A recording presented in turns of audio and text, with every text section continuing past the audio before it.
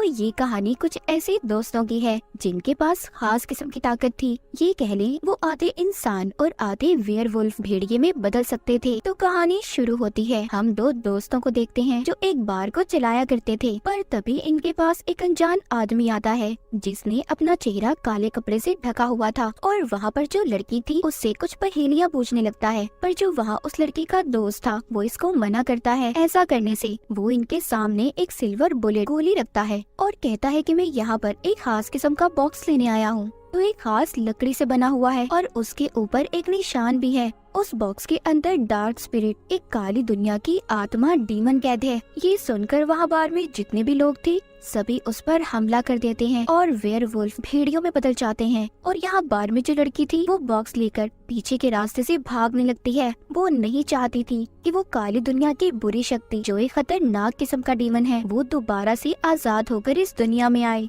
लेकिन यहाँ पर ये अनजान आदमी उस लड़की पर भी गोली चलाने की कोशिश करता है। वो उस लड़की के दोस्त पर भी हमला करता है, उसको भी जख्मी कर देता है। अब वो अनजान आदमी वो बॉक्स लेकर उसमें जो डेमन था उसको आजाद कर देता है, जो एक मक्खी की शक्ल में अब आजाद हो चुका था दुनिया में तबाह बर्बादी फैलाने के लिए। इसके बाद हमें दूसरे शहर का सीन दिखाया जाता है जहाँ पर एक बिल्डिंग पूरी तरह से तबाह बर्बाद हो चुकी थी। उस बिल्डिंग में एक छोटी बच्ची और उसका डॉग फंसे हुए थे। वो डॉग सब पर भौंक रहा था, सबको काटने की कोशिश कर रहा था। तभी वहाँ पर जो पुलिस ऑफिसर था वो एक आदमी को बुलाता है जिसका नाम स्कॉट था। उसका एनिमल शेल्टर था, उसने भी बहुत सारे जानवर रखे हुए थे, इसलिए वो वहाँ पर उस बच्ची और डॉग को बचा लेता है अपनी पावर्स ताकत को इस्तेमाल करते हुए। और यहाँ पर हमें पता चलता है कि स्कॉट भी एक वेयरवुल्फ था, एक भेड़िया, पर वो वहाँ पर उस बच्ची को बचाते हुए बहुत ज्यादा अकेला महसूस कर रहा था। और ये बात वो अपने साथी को भी बताने की कोशिश करता है। पर तभी वहाँ गेट के पास उसको एक लड़की नजर आती है जो बिल्कुल उसकी दोस्त के जैसी थी,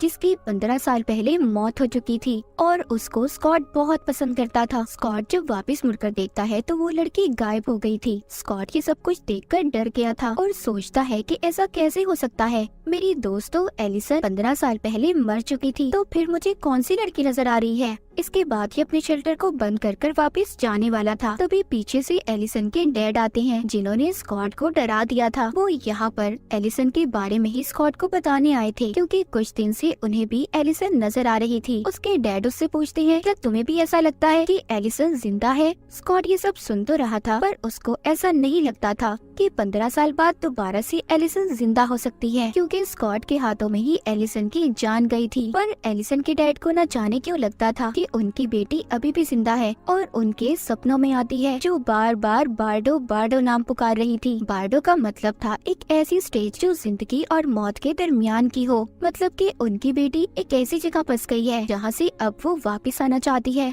और एक रिचुअल, एक जादू से वो उसको वापस लाने की कोशिश कर सकते हैं। यहाँ पर कोई भी इस काम को करना तो नहीं चाहता था, पर हाँ वो कहते हैं कि हम कोशिश कर सकते हैं। अब ये सब फैसला करते हैं कि ये उस जगह पर जाएंगे जहाँ पर एलिसन की मौत हुई थी। स्कॉट अब बाकी के दोस्तों को भी बुलाने वाला था ताकि ये सबकी मदद ले सके एलिसन को वापस से जिंदा करने के लिए। इसके बाद हमें स्कॉट की एक और दोस्त दिखाई जाती है जिसका नाम लेडिया था। वो भी अपने ख्यालों में एलिसन को देख रही थी। उसको भी ऐसा लग रहा था कि कहीं ना कहीं एलिसन उस तक पहुंचना चाहती है। जैसे कि हमें पता है ये सभी दोस्त वेयरवुल्फ हैं। लेडिया के पास एक खास किस्म की ताकत थी, वो अपने ख्यालों में जो भी देखती थी वो सच हो जाता था। उसके पास एक खास किस्म की स्क्रीमिंग पावर थी, वो चीख सकती थी। वो भी दोबारा से स्कॉट के पास जाना चाहती थी। उसको भी ऐसा लग रहा था कि एलिसन जिंदा है। इसके बाद कहानी में हम एक लड़के को देखते हैं जो जीप्स को चलाकर टाउन में चलाया करता था, जिसके डैड एक इन्वेस्टिगेशन ऑफिसर थे जिसका नाम डेरिक था और ये भी स्कॉट का दोस्त ही था। उसका बेटा हमेशा इसे तंग करता रहता था। अब इस बात के बारे में ऑफिसर डेरिक को नहीं बताता क्योंकि वो जानता था कि उसका बेटा उसे जानबूझकर तंग करता है।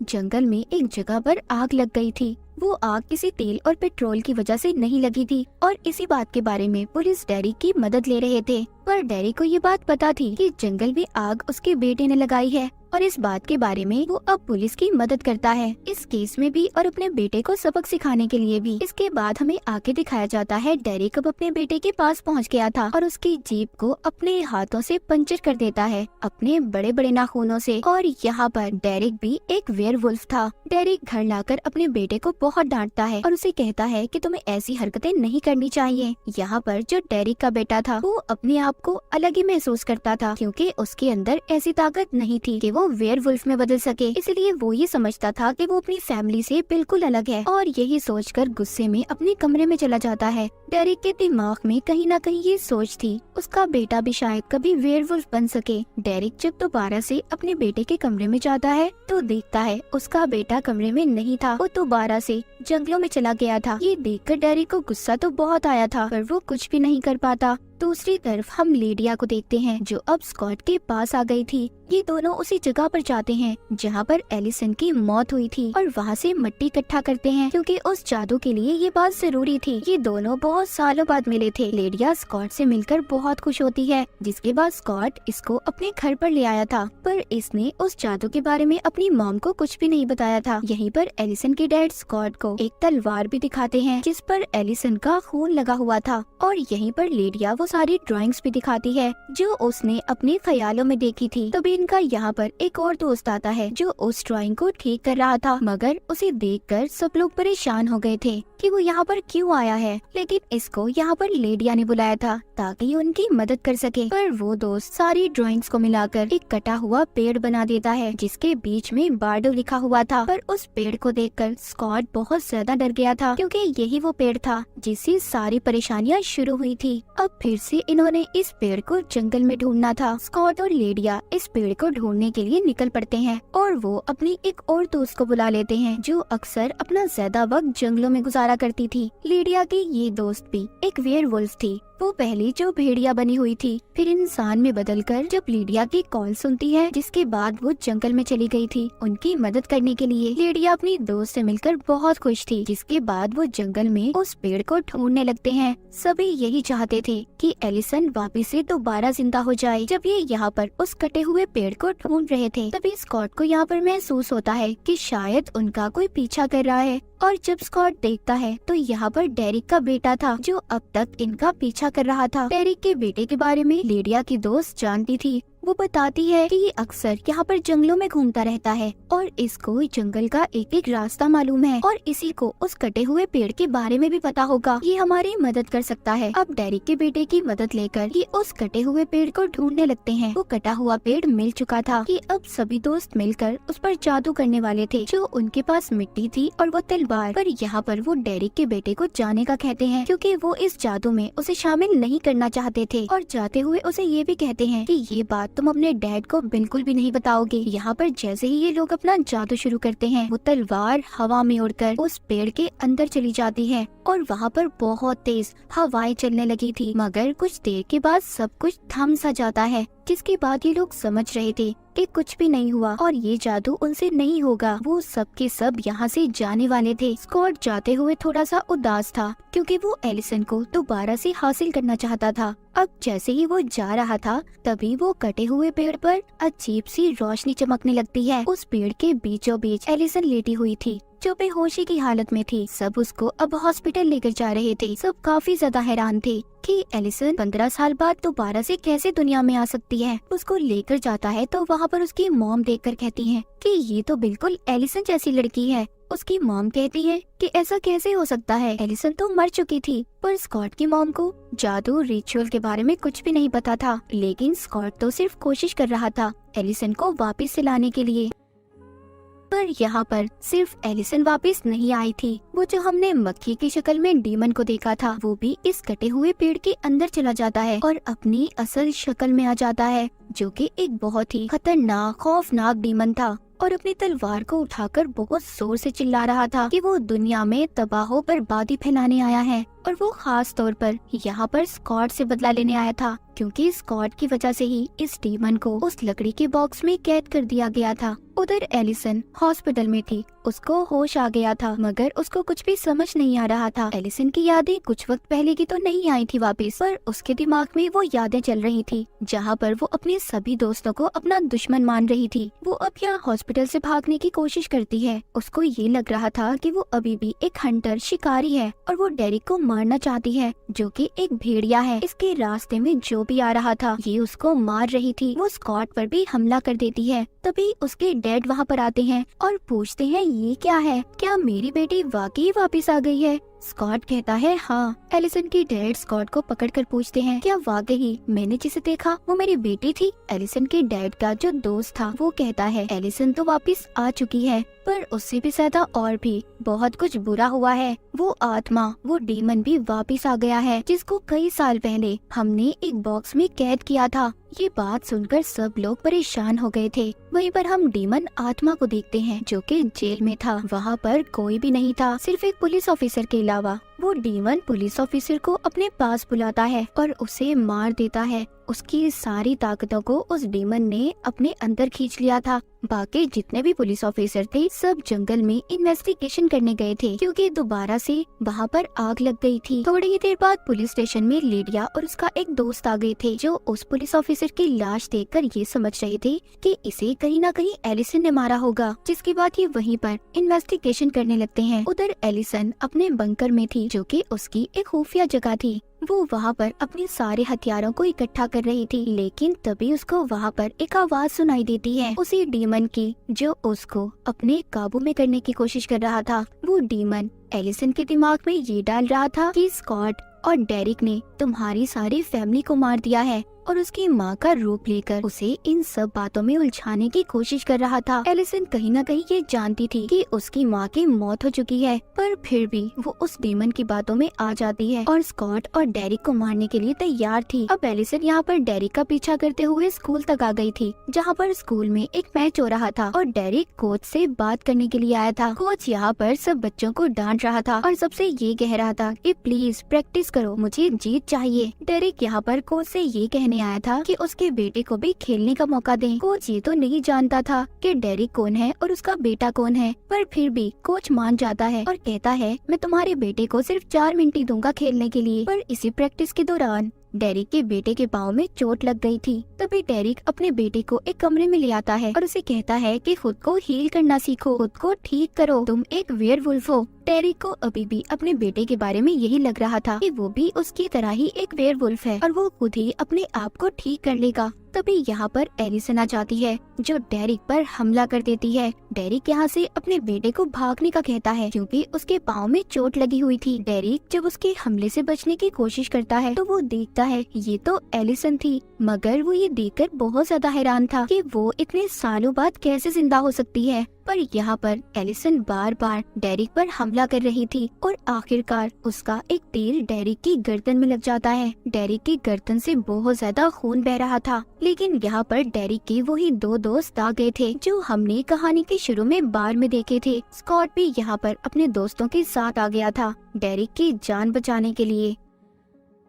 जब ये सब उसकी जान बचा रहे थे तो वो सबसे सिर्फ एक ही बात कह रहा था कि प्लीज मेरे बेटे की जान बचाओ, क्योंकि वो जानता था कि एलिसन उसके पीछे ही गई होगी। स्कॉट यहाँ पर सबको बताता है कि वो डीमन तो वापस आ गया है पर उसके पास अब एक शैतानी फौज है, वो उनसे हम सब पर हमला करवाना चाहता है। स्कॉट सिर्फ अब अपने दोस्तों की जान बचाना चाहता था। ये अब यहाँ से डेरिक को अपने घर ले जाता है। स्कॉट की मॉम डेरिक का खून साफ करती हैं और कहती हैं कि इसका तो बहुत सारा खून बह गया है, ये वेयरवुल्फ होने के बावजूद भी मर सकता है। और तभी ये सब फैसला करते हैं कि हमें आग की मदद लेकर डेरिक के जख्म को ठीक करना होगा। तभी इनमें से एक दोस्त आग की मदद से डेरिक के जख्म को ठीक करने की कोशिश करता है, जिसे देखकर वहाँ पर सभी लोगों को दुख हो रहा था। यहाँ पर सब लोग बहुत ज्यादा परेशान थे। उनको ये लग रहा था कि एलिसन डेरिक के बाद अब उसके बेटे के पीछे जाएगी। यहाँ पर एक दोस्त कहता है कि मैं खुद डेरिक के बेटे के पीछे जाऊंगा और बाकी लोग लीडिया से राब्ता करने की कोशिश करो। यहाँ पर सब एलिसन के डैड को यही कह रहे थे कि उनकी बेटी अब एक हंटर, एक शिकारी बन चुकी है। पर उसके डैड सबसे यही कहते हैं कि अगर मेरी बेटी गलत हुई तो मैं खुद उसके खिलाफ जाऊंगा। और मुझे भी यही लग रहा है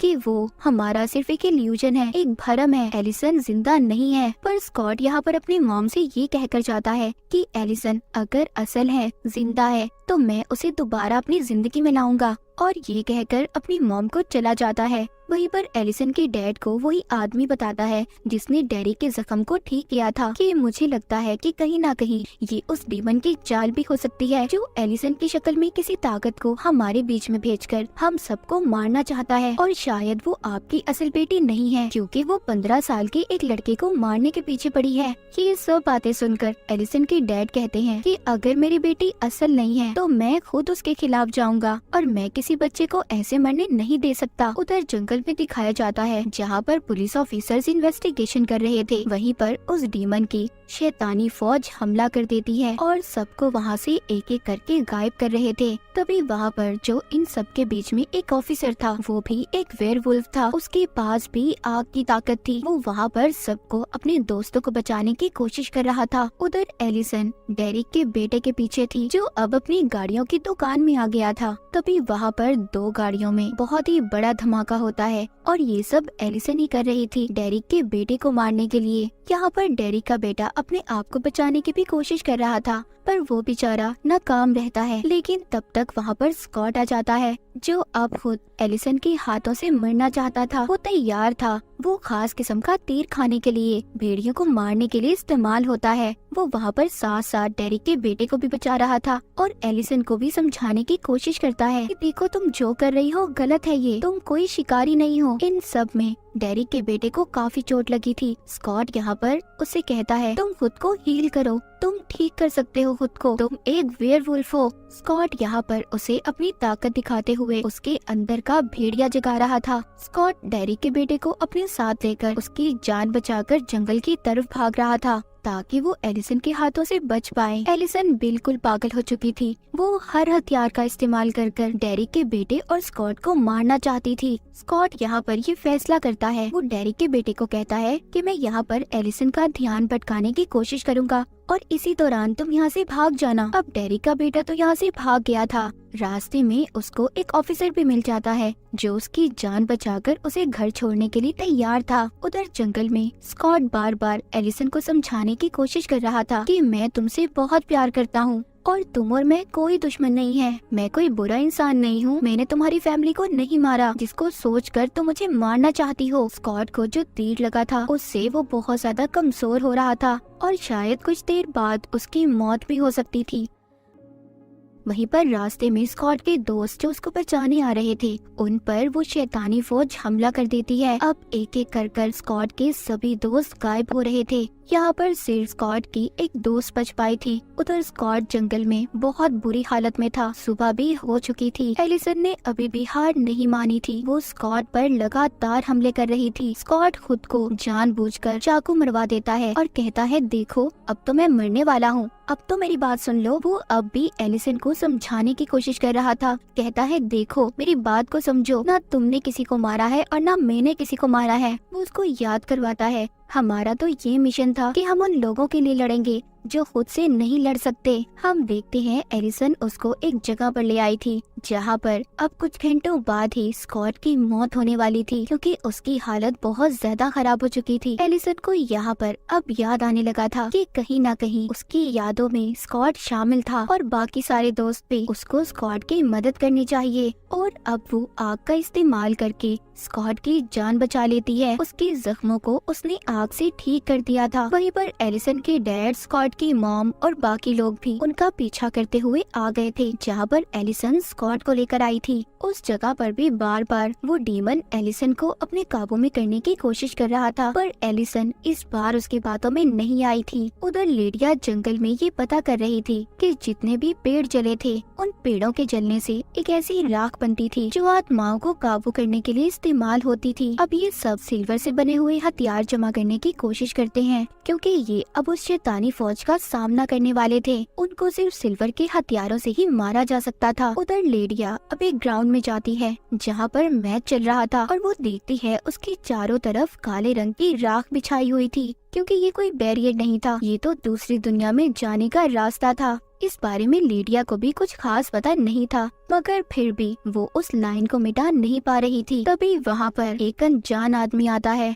और ये वही था जो हमने कहानी के शुरू में देखा था, जिसने अपना चेहरा ढका हुआ था। ये यहाँ पर अब अपना चेहरा दिखाता है और हमें पता चलता है कि ये तो इनके स्कूल का कोई टीचर था और जिसको मारने की कोशिश उस डीमन ने भी की थी, मगर ये जिंदा रह गया। वो आदमी लिडिया के दोस्त पर गोली चलाता है और लिडिया से कहता है कि जितना तुम चिल्ला सकती हो चिल्लाओ। उसको यहाँ पर दूसरी दुनिया दिखाता है जहाँ पर उसके सभी दोस्त कैद थे और बताता है, कहता है देखो ये जो मैच चल रहा है ये कोई आम मैच नहीं है, ये मैच एक इल्यूजन है और यहाँ पर तुम्हारे सारे दोस्त फंसे हुए हैं। वो लिडिया को ये सब दिखा रहा था जो कि उस डीमन की दुनिया है जहाँ पर वो सभी को हमेशा के लिए कैद करके मार देगा। वो वहाँ पर डेरिक के बेटे से ये कह रहा था कि जब तक तुम वेयरवुल्फ में बदलोगे तुम्हारे सारे दोस्त मारे जाएंगे। वो डीमन डेरिक के बेटे को असल दुनिया में फेंक देता है जहाँ पर उसको स्कॉट मिलता है। स्कॉट को भी अब सब कुछ आहिस्ता आहिस्ता पता चल रहा था और तभी स्कॉट को यहाँ पर पता चलता है कि ये जो मैच है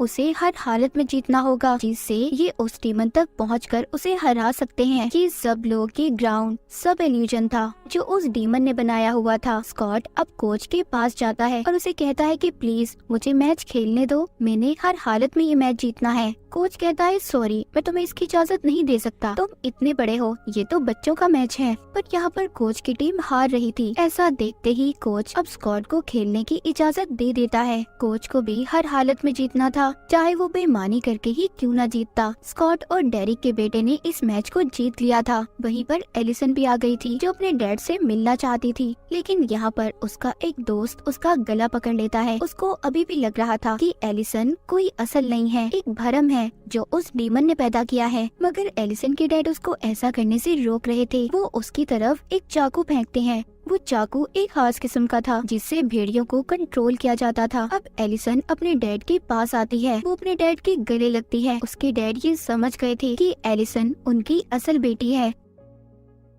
तभी एक काला धुआं एलिसन को उस डीमन की दुनिया में ले जाता है जहाँ पर इसके सारे दोस्त फंसे हुए थे। यहाँ पर स्कॉट को अपने दोस्तों को बचाना था और अगर इसने अपनी जान ना दी तो इसके सारे दोस्तों की जान चली जाएगी। इसीलिए ये चाहता था कि यहाँ पर एलिसन इसको मारे और ये देखकर डीमन बहुत खुश हो रहा था कि स्कॉट अब मर जाएगा। पर एलिसन इसको जो तीर मारती है इसके इर्द गिर्द इनकी दोस्त ने अपनी पावर अपनी ताकत से आग से उसे बचा लिया था, जिससे वो तीर स्कॉट को छू भी नहीं पाया था। पर ये सिर्फ एक इल्यूजन, एक भ्रम था। यहाँ पर एलिसन के डैड, स्कॉट की मॉम सब आ गए थे और सभी यहाँ पर पहुंचकर उन शैतानी आत्माओं पर हमला करते हैं जो सिल्वर की गोली से ही मर सकती थी। वहीं पर लिडिया भी अब जोर से चिल्लाती है जिस वजह से एलिसन की सारी यादें वापस आ गई थी और उसके आसपास जितनी भी शैतानी आत्माएं थी वो दूर जाकर गिरती हैं। कि लिडिया ने अपने दोस्तों की जान को बचा लिया था, लेकिन यहाँ पर डीमन भी इतनी आसानी से हार कहाँ मानने वाला था। स्कॉट ने जब उसको काटा था अब वो भी वेयरवुल्फ में बदल गया था।